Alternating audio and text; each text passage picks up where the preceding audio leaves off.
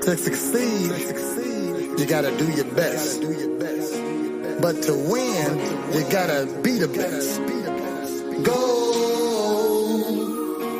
give me the gold. I want the gold.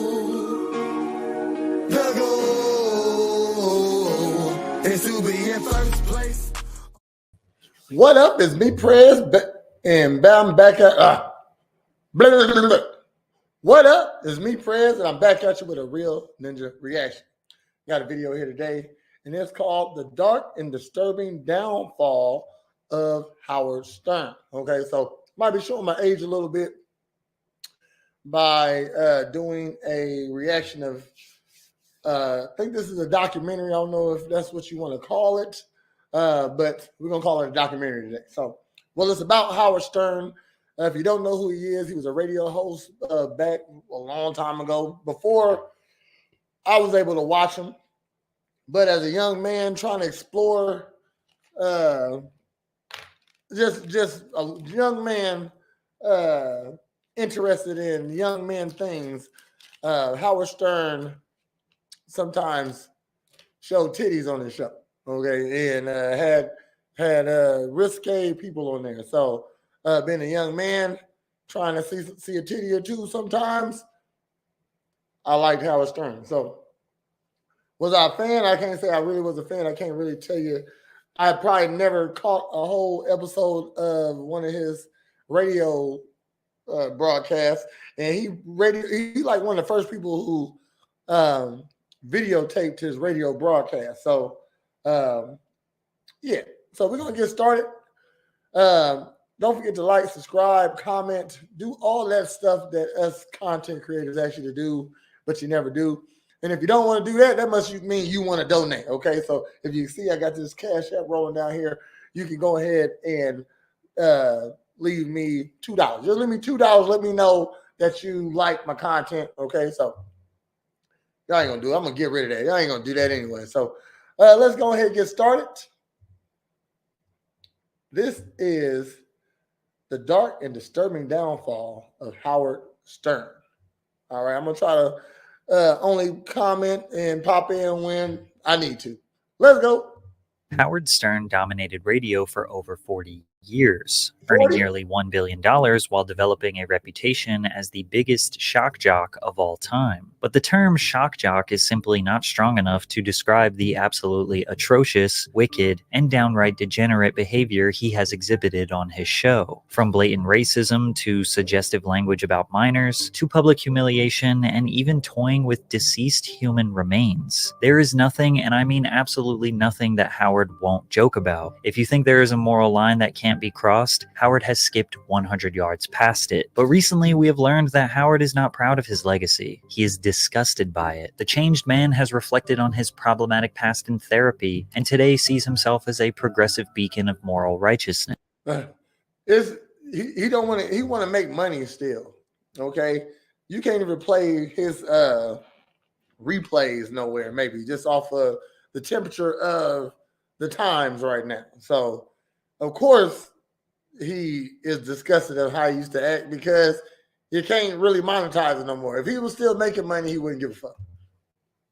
Howard doesn't want you to look into his past because you might find out that his words and actions were always used to protect his giant mountain of gold. So today we are going to dive deep into the twisted world of Howard Stern, the most controversial man in entertainment history. The King Schmaltz Bagel Hour was the name of Howard Stern's weekly comedy show on Boston University's radio station WTBU. However, the show was canceled during its very first broadcast due to a racial sketch titled Godzilla Goes to Harlem. It's clear from the very beginning that Howard had an affinity for controversial humor and was eager to share it on air. Radio was his dream. That's fucking funny. Godzilla Go to Harlem? Oh, shit.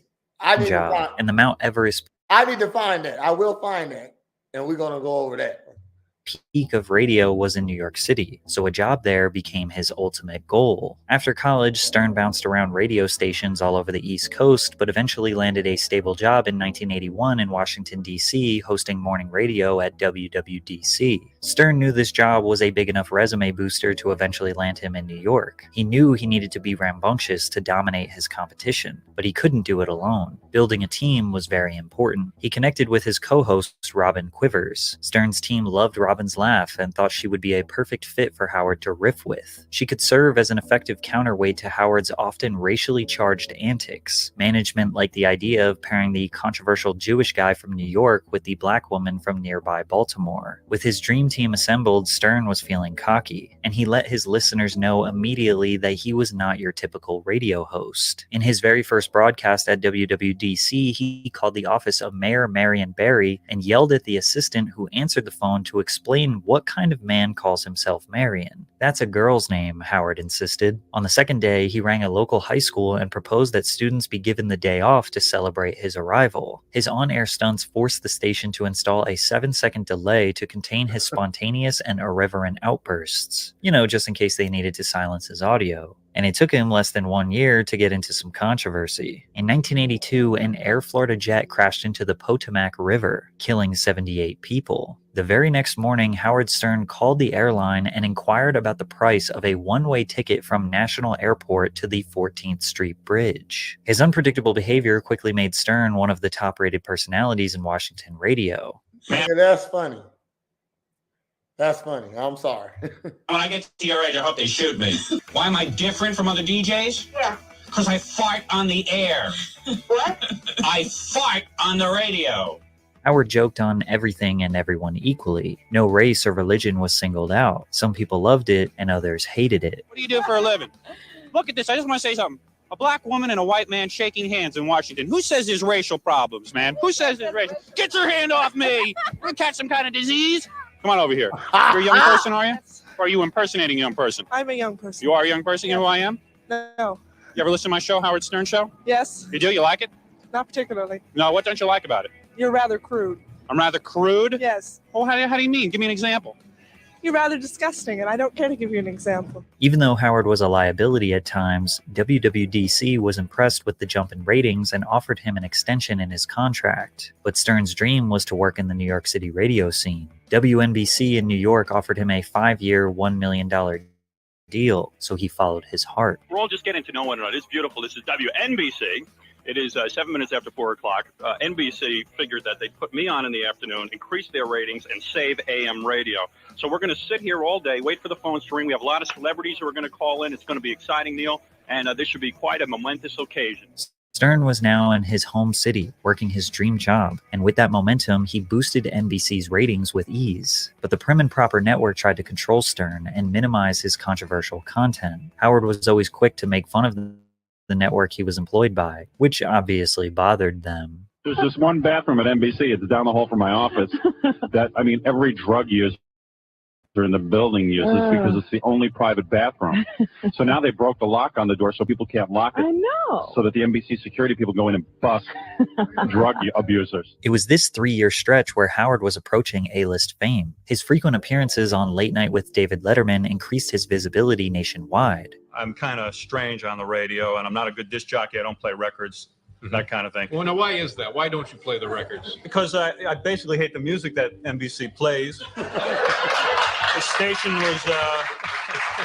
was in the toilet bowl before I got there, and if I continued to play the music that they played, it would have been probably dead last in the ratings. Although fans loved him making fun of his own network, he knew it was reaching a tipping point.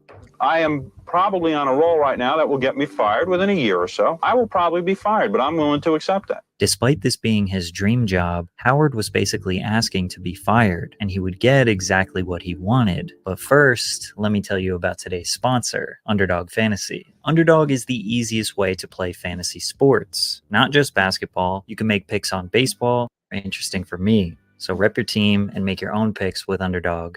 WNBC issued the following press release this afternoon. As of today, Monday, September 30th, WNBC has canceled the Howard Stern program because of conceptual differences that exist between Howard Stern and WNBC management. It isn't exactly clear why Howard got fired, since the ratings for his show were through the roof. Some people think it's because of an on-air sketch that he did about bestiality, but it could have just been some uptight executive at NBC that felt Howard was ruining the network's image. I'll tell you the truth. Right now, I am looking for a job. I would love to hear from everyone. My agent is Don Buckwell. Please give me a job. I want to get back on the air in New York. Stern's numbers spoke for themselves. He quickly got another job at WXRK in New York and dominated for years. His appearance on The Tonight Show in July of 1992, where he looked like nothing short of an 80s rock star, was crucial to his nationwide visibility. When Howard is on your show, he takes control and dominates the conversation. On the show, he announced his very first feature film. I'm excited to announce that I have signed with New Line Cinema. What's the name of the movie? What's it about? Well, it's called The Adventures of Fartman. And 2 months after this interview, Fartman would descend from the heavens above as he made his official debut at the MTV Music Video Awards. Allow me to demonstrate I actually remember this. the greatest farting powers of all.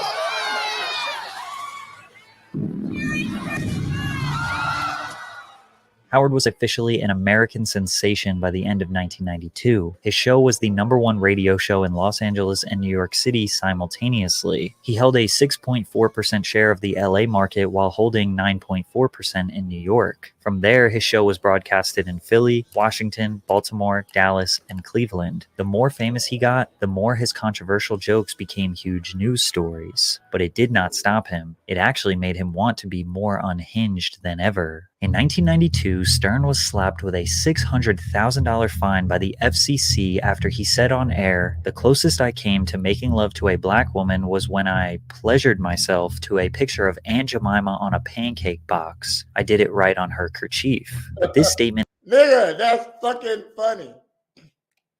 He not saying he don't like black people. He just say he ain't never had sex with a black woman. Which makes sense. You think black women are attracted to Howard Stern? No. I'm not mad at that joke, okay? and is mild compared to how bad his 1993 blackface stunt was. In a 1993 New Year's Eve pay-per-view event, Stern and Sherman Hemsley did a parody skit acting as Ted Danson and Whoopi Goldberg. Stern painted his face black with white around his mouth to mimic the hateful representation of black people in show business in the early 1900s. But it wasn't just the paint. He dropped just about every single racial slur. Sherman Hemsley, fucking George Jefferson. Yeah, okay. Come on, man. Is this another instance where a black man is dressed like a woman? They've been doing this. Are used against black people, as well as speaking in a stereotypical accent used to demonize African Americans. Well, don't let the door hit you on your big black ass, mama, on the way out of here. Now, where was I? Oh, yes. Now, Whoopi, you is a filthy... But this wasn't even the first time he had done blackface. A decade earlier... God damn. He called her a filthy ninja. Okay, let's go. On the Petey Green show, he showed up with a painted face and a headpiece that was supposed to make fun of an afro. Black people want slavery as much as white people want. The slaves we want is the Indo-Chinese. And if you can believe it, he did it one more time on his short-lived Channel 9 TV show in 1991. Now, I'm just trying to improve my... What the fuck? What the fuck? Oh my gosh. Look, I'm not mad at this. I'm not mad. Look, because I'm a little bit shocky myself. Okay, so I like to say the ridiculous thing. I don't go racial in online. Now, I got white friends that heard me say some racist ass shit. You know what I mean? And they're usually jokes. You know what I mean? They're not racist. They're not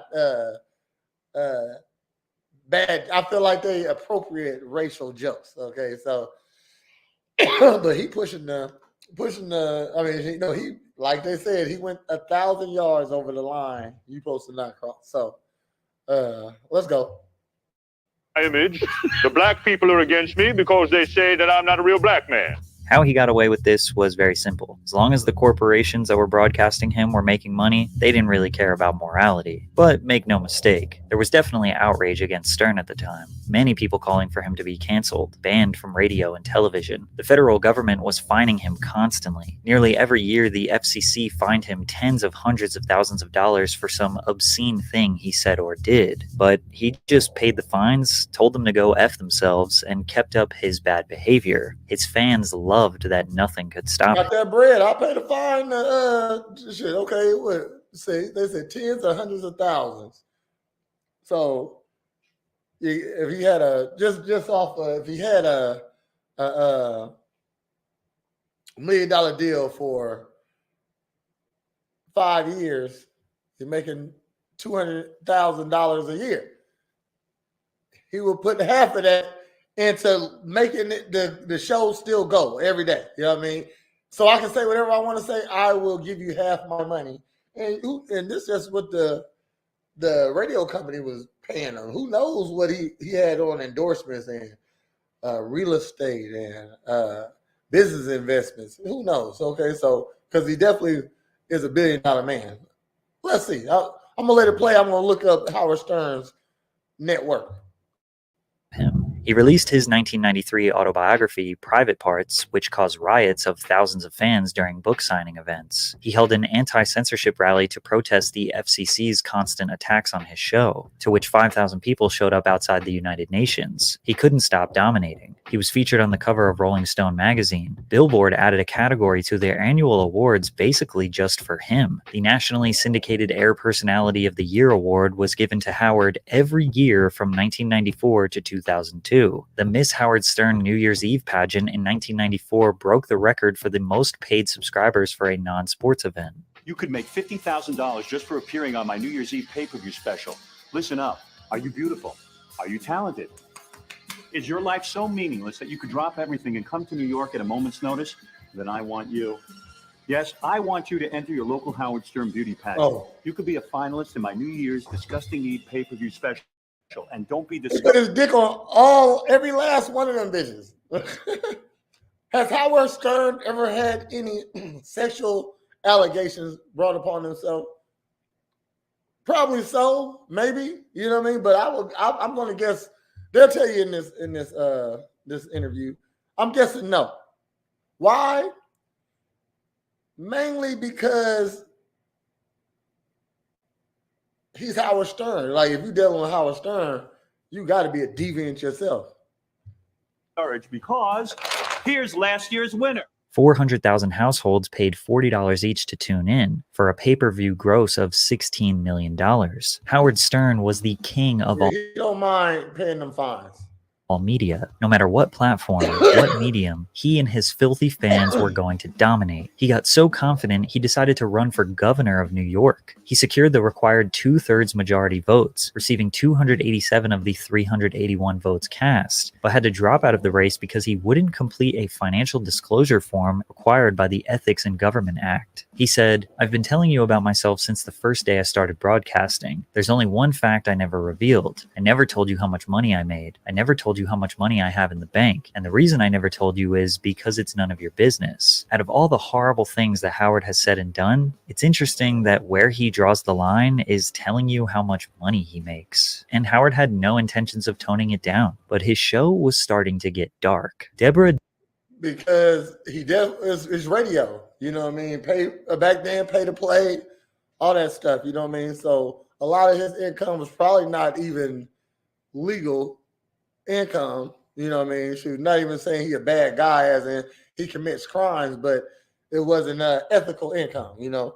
And they say Howard Stern's net worth is $650 million. I bet it was more at one point. But that's a lot of money. Debbie Tay was a frequent guest on the Howard Stern Show, but fans of the show called her the space lesbian because she would tell stories on the air about her being abducted by aliens and having sex with the female aliens. Miss Tay was showing signs of suffering from mental illness, and her frequent drug use added more stress to her condition. Sadly, in April of 1995, Debbie's boyfriend Chauncey Hayden called the show to tell Howard that Miss Tay passed away from a heroin overdose. Howard then invited Chauncey to the show the next day for an In Loving Memory episode for Debbie. Chauncey brought Miss Tay's cremated ashes in a box to the studio. While Stern did dedicate the show to her memory, he also made some rude comments and remarks, suggesting he would glue her back together, and then asking Chauncey to chew pieces of the bone fragments. Howard then requested the box of her ashes and let the audience know they would be opening Debbie later on. I figured I'd want to see her, so without further ado, maybe open the box and let me take a look at Debbie in her final resting place. So that's Debbie, huh? You're doing weird things. Wait. Debbie wants to say something. Even for the 90s, picking up and shaking human bones Sorry, that's funny. was pretty grim. You could tell the crew was mortified. Dude, I don't know, man. This is really wrong. You think so? Yeah. Debbie would What do you love mean it's this. wrong? Debbie would love this. You know it. What do you mean it's wrong? This is heavy That's metal, Debbie. dude. Look at that. Ow, ow. Let me see. I gotta come over and see Debbie for me. I wasn't ready. I thought I was ready. You want to come over and visit?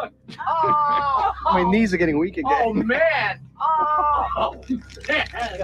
There's a lot of her. This is a solid moment. I thought there was.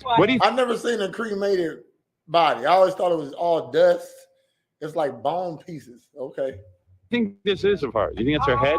Howard then proceeded to pick up and inspect every piece of bone while speculating what part of her body it was. While all of this unfolded, Debbie's brother and sister, Jeff and Melissa, listened in horror as their late sister's remains were being played with, live on air. This situation prompted the siblings to file an $8 million lawsuit against Howard Stern and Infinity Broadcasting. Initially, the family's lawsuit was dismissed by a lower court, but an appellate court reinstated the complaint in 1998, suggesting that a jury could find Stern had gone beyond the bounds of decent behavior. After extensive legal battles, Tay's family was prepared to settle for approximately $60,000, while Stern's lawyers had initially offered around $30,000. Although lawyers for both sides declined to comment, the terms of the settlement remained confidential. A court source revealed that lawyers for Tay's family were smiling as they left the courthouse. It's clear why many people believe that Howard took this way too far, but defenders blame Chauncey for bringing in the remains and allowing Howard to get his hands on them. Regardless, the entire situation should have never happened, because in Howard's style of comedy, not even deceased people were safe from jokes, especially not the beloved, iconic 23-year-old Mexican-American singer Selena, who was tragically shot and killed by a crazy fan in Texas in 1995. The next morning, Howard proceeded to play her music with gunshot sounds in the background, and repeating over and over how much he hated the music while mocking Hispanic people. Do y'all see this OJ Simpson head over here? Hey, I'm sorry. This nigga funny. People have the worst taste of music. They really do. They don't like depth. No, they don't like any depth. It's all like, let's dance and pretend that every human being in our country isn't corrupt. Keep in mind, Stern's show was broadcasted in Texas at the time, where Selena was slain. Outrage erupted, with Hispanic leaders in Texas threatening to boycott radio stations that air Howard Stern, but he never apologized, because he stood firm in his belief towards racist humor. You see, if you make ethnic groups, as long as you make fun of everybody and you have a good time with it and they know you're not really, you can tell a racist from a guy who's having fun. But you know what? There are racists who listen to you. I mean, whoever wants to listen can listen and interpret it their own way. I just got to do my own thing. Then you have to talk about responsibility. I have no responsibility. The only responsibility I have is to make people happy, have fun on the radio, and make them listen and laugh. That's my responsibility. Many people believe that Howard is not a racist. He is just someone who loves dark humor. But even people who can understand the appeal of dark humor say that his jokes essentially normalize or justify this behavior. And actual racist people are indulging in his jokes because to them, they aren't jokes. And there is no doubt that Howard's subject matter attracts some of the most vile people in the world. Like in 1997 when a serial killer named Clay called into Stern's show. Okay, Clay, so what happened? How many prostitutes have you killed? 12.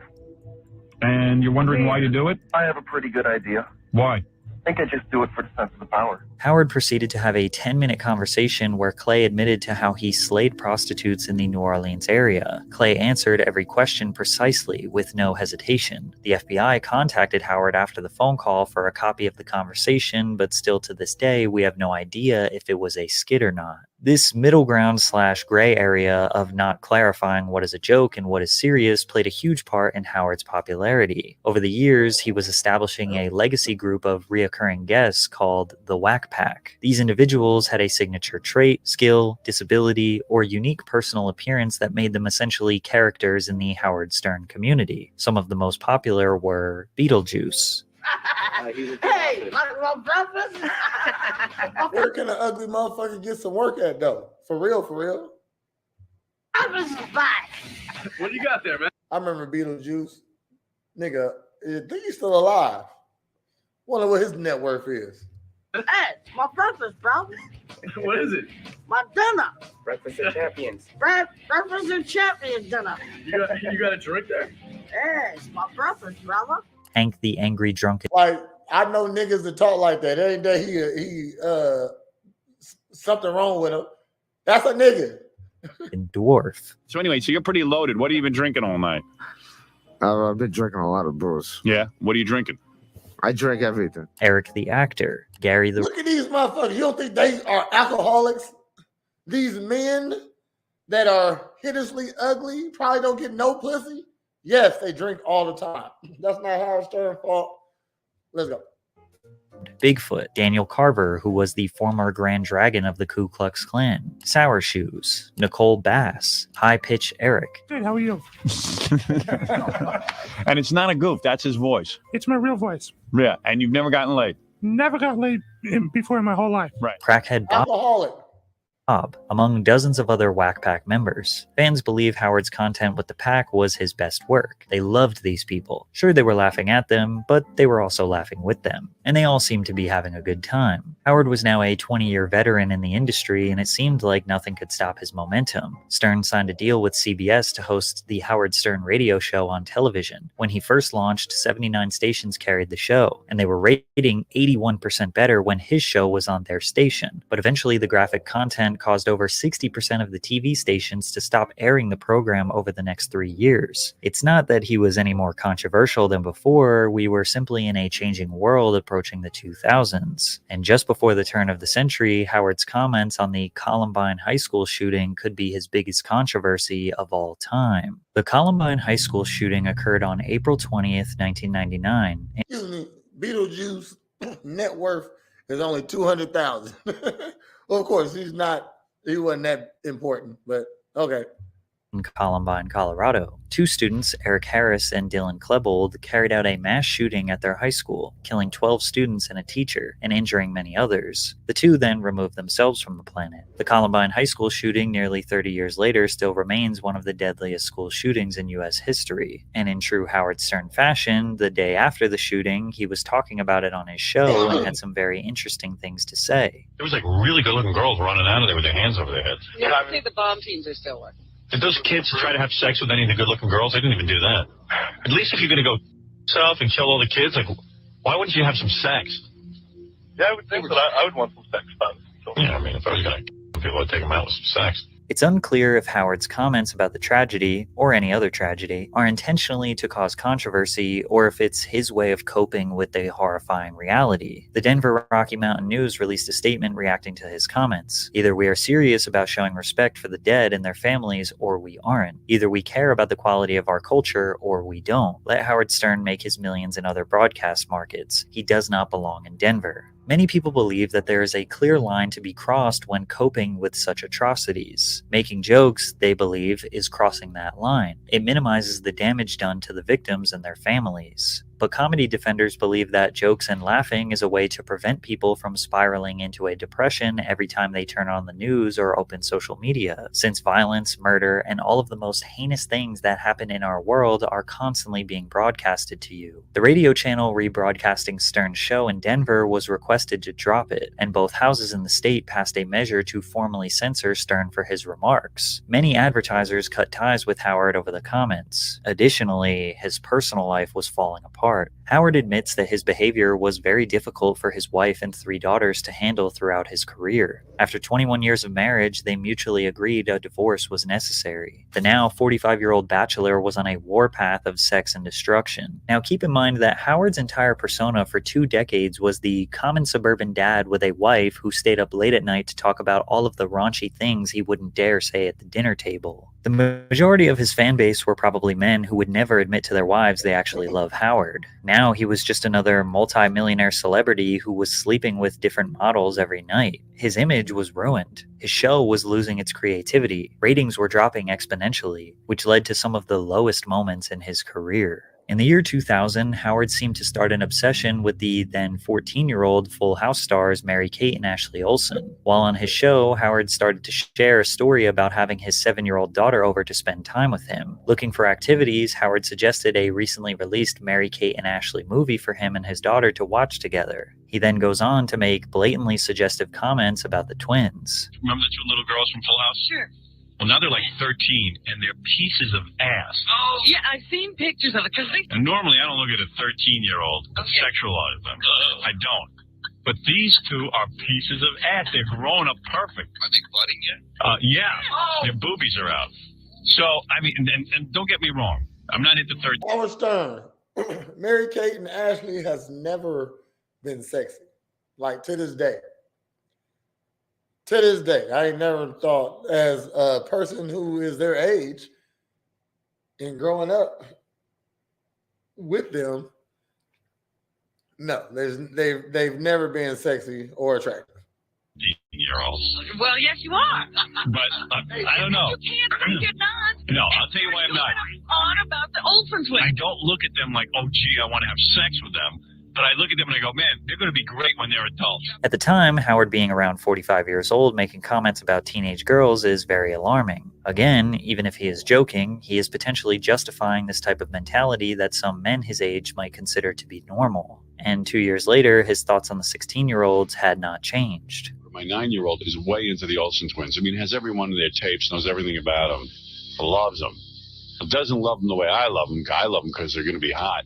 The dark reality is that Howard's feelings towards the twins were unfortunately common. Celebrity birthday countdowns were a popular internet trend where people would anticipate a celebrity's 18th birthday to legally justify their creepy fantasies. Mary-Kate and Ashley Olsen's 18th birthday was accompanied by no less than 7 websites dedicated to counting down the minutes until the twins officially reached adulthood. Making women feel uncomfortable almost comes natural to him. On a 2002 episode of The Howard Stern Show, Stern and his room of co-hosts started to discuss Anna Nicole Smith's weight gain in recent years. For some reason, she doesn't think she's heavy. I would say she weighs 300 pounds at least. A co-host then said, I bet you $100 she's not over 300, but it's got to be so close. I think she's got to be like 280, 290. No, I'm a big woman, so what? So I was guessing your weight.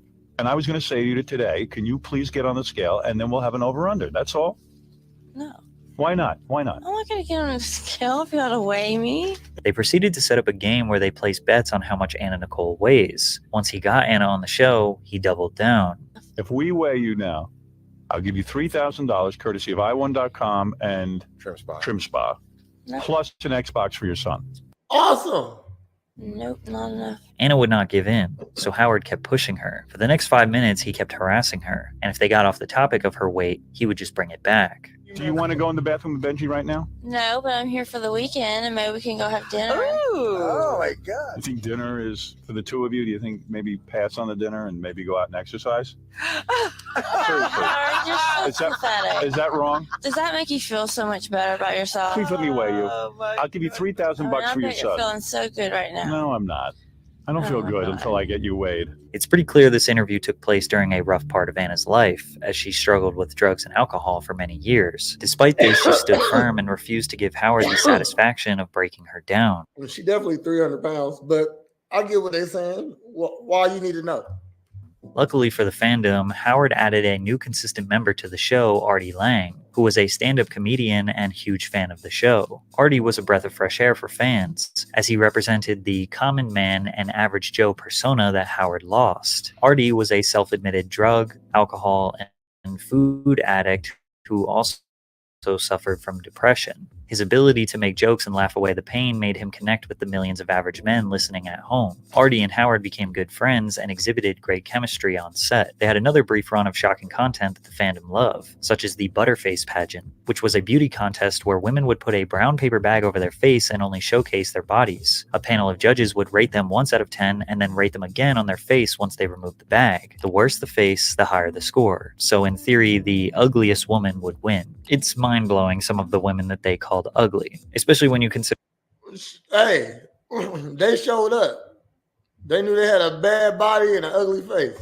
how the judges looked or how some people in the crowd looked. This just seemed like straight up bullying. Also in the early 2000s, celebrities became more of a prominent part of Howard's program. He interviewed a wide variety of different stars: The Rock, 50 Cent, Tobey Maguire, Gene Simmons, Vince McMahon, Matthew McConaughey. And as the years went on, he became a go-to platform for celebrities to openly discuss some of their deepest secrets. Unfortunately for Howard, there was a major cultural change in 2004 after the Nipplegate Super Bowl halftime show controversy. Janet Jackson's breast was exposed in front of hundreds of millions of viewers, which sent the media into a frenzy due to outraged citizens. The FCC started censoring anything and everything they deemed indecent or unfit for mainstream media. 3 weeks after the Super Bowl, Howard's show was suspended for indecency after an interview with Rick Salomon. Rick was Paris Hilton's ex-boyfriend and the man involved in her infamous tape that was making the rounds on the internet. A listener called into the show and used the N-word with the hard R. By this point, this seems like nothing compared to the decades of disgust Howard has aired on his show. But this was the straw that broke the camel's back. Howard Stern was officially canceled. Well, not really.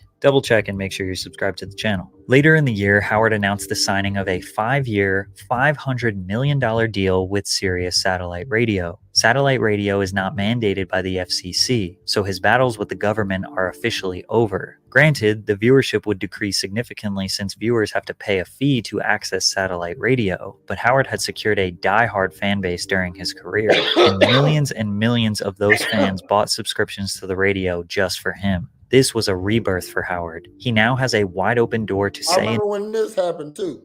This was a big deal not too long ago. Big deal. Sure. I wonder why he has had such a change of heart. You know what I mean? I get it. You know, now you're older. You see, you was like just a wild boy back then. Okay. But what you did was important. Okay, like without him, somebody else would have did it. Definitely. So Howard Stern, don't be sad, don't be mad at yourself. All right, I ain't mad at you, and I heard some racist shit out of there, but at least it was funny racist shit.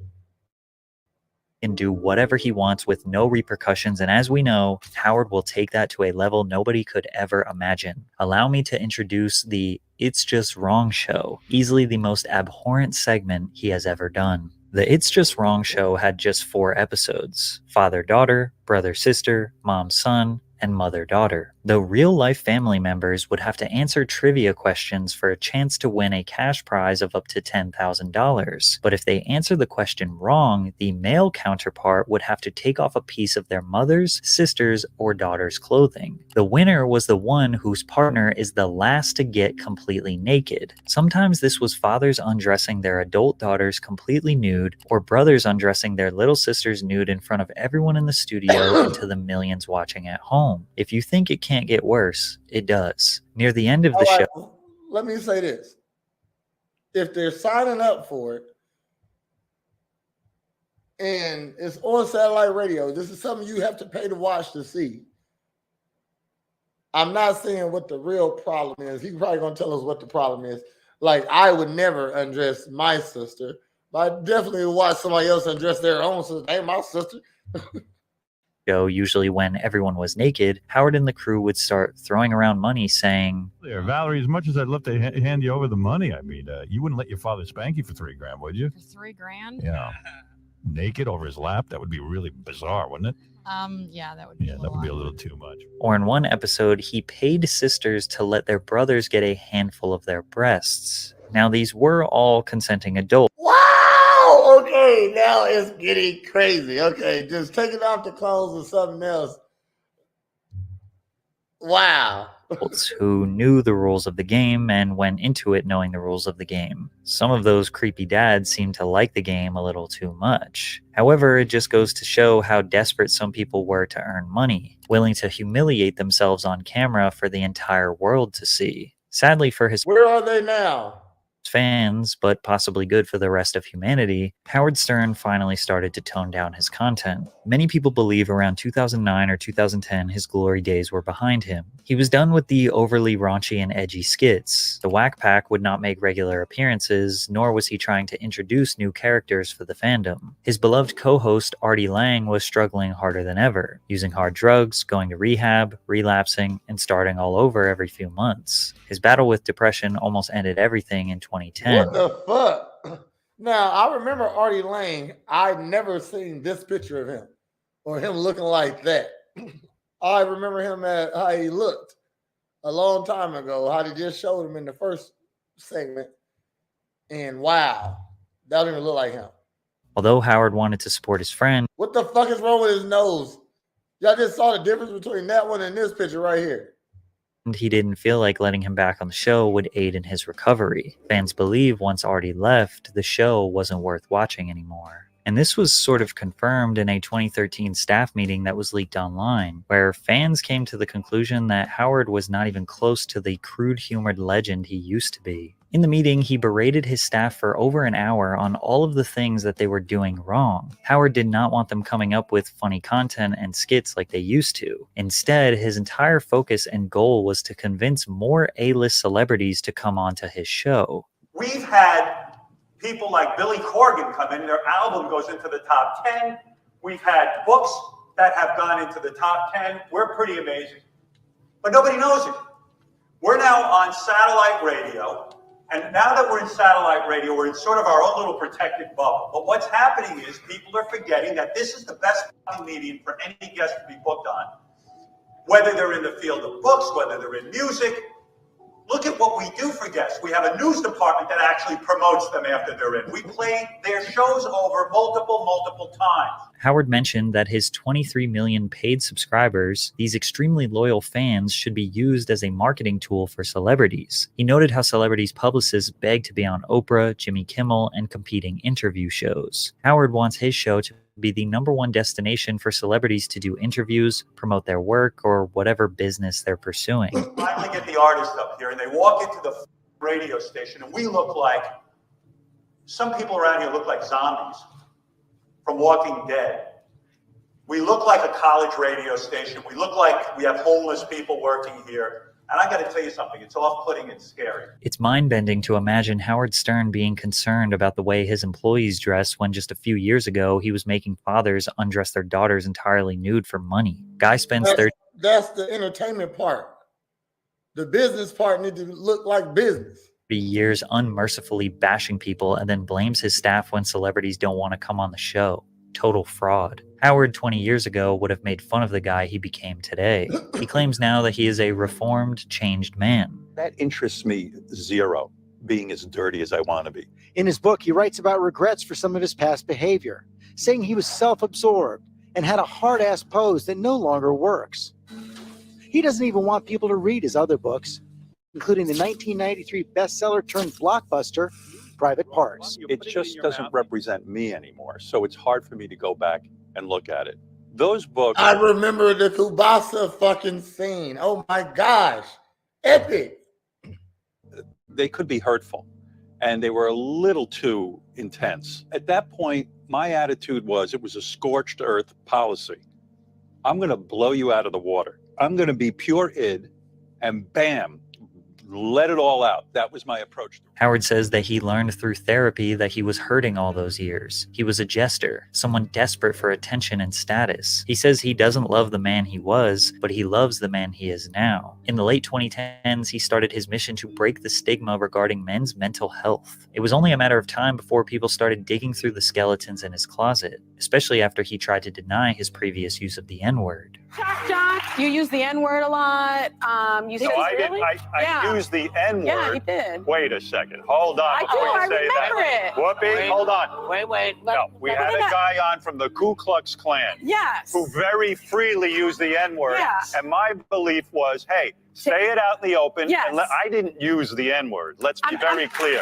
During the pandemic, Donald Trump Jr. tweeted an old blackface video of Howard Stern demanding him to be canceled. Howard responded with, "There's nothing new here. We all knew I was the craziest MFer on the radio." He continued, "I never did anything behind the scenes. I did it right in front of your face." Howard did not apologize, but he doesn't feel good about his behavior. "I cringe when I look at myself 30 or 40 years ago, and that was 27 years ago. I go, guess that's something to be like not proud of, but maybe even proud of. Like, shit, I didn't talk about other races behind their back. I said what I thought about them in front of their face, and it was all in good humor. You know what I mean? He might use stereotypes. I'm not for Howard Stern. I'm saying he definitely offended some people. I'm not offended. You know what I mean? I get. I mean, even racist people, like they have to. You have to let them offend you to be offended. You know what I mean? So if somebody who don't like me saying bad things about me, why would I be offended? I'd be offended if they did like me and I like them, and then next you know it, they hit me with the hard R N word. Oh man, I feel bad. Might bust a nigga head open. You know what I mean? So I get it. I can't stand it. Am I a bad guy? I don't think so. Keep in mind that 27 years ago, Howard was 43 years old. After this controversy, Stern started championing the vaccine and demonizing anyone who didn't get it. When are we going to stop putting up with the idiots in this country and just say, it's mandatory to get vaccinated? F them, their freedom. I want my freedom to live. Joe Rogan, the world-famous podcaster who has dethroned Howard as the voice of the common man, had the opposite opinion. Joe was skeptical about the vaccine, which led to him being accused of spreading misinformation. After Joe addressed the backlash on Instagram, Howard felt Joe's response wasn't good enough. Even the apology, he just should have said, "You know what? Listen, I'm a comedian, and I have no idea what I'm talking about. I have no medical background whatsoever to be telling people what to do with their health." Stern suggested Joe's apology to be, "I'm wrong, and go get the vaccine before you die." Howard Stern fans never could have imagined that he would be criticizing celebrities' apologies in the 2020s. Howard always represented anti-establishment, free speech, but not anymore. This has resulted in his fans calling him woke, which he says is a compliment. If woke means I can't get behind Trump, which is what I think it means, or that I support people who want to be transgender. Look, he's still suffering from whatever his psychology diagnosed him for. He just wants some attention, and that's why you going against the grain. Like you against Trump and the vaccine. Like Trump made the vaccine, or at least issued it. Or I'm for the vaccine. Well, dude, call me woke as you want. I'm not for stupidity, but I am woke, motherfucker, and I love it. It's never too late to change, some people say. Stern represented the vitality of male impulse, fully indulging in raw, racy humor and raunchy entertainment. I don't think many people blame his opposers for bringing up his past, but it's also important to question all of the corporations who profited from his show for all of those years before randomly deciding their morals did not align. Some people think Howard's mental health and self-reflection in therapy narrative is just a cop-out, a way for him to gain sympathy and lazily right his wrongs for decades of disgusting behavior. Some people think he is merely just a sellout, who will say and do anything to protect the hundreds of millions of dollars he has earned over the years. But very few people look at him as this changed man who is now a beacon of honesty and moral good. One thing is for sure, though. There will never, ever be another Howard Stern. Never, ever. Hey, I like this channel. Hold on, let me make sure I get the name right.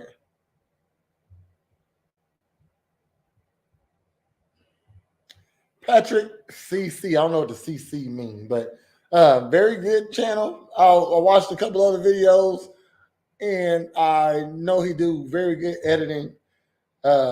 So I checked him out. And I checked out this. So I saw this pop up. I saw I like to know a little bit about Howard Stern. And so I watched it. I like what he does. Okay. So go over to his channel, give him a like, a subscribe, comment, share something, all that stuff. What am I? Content creator.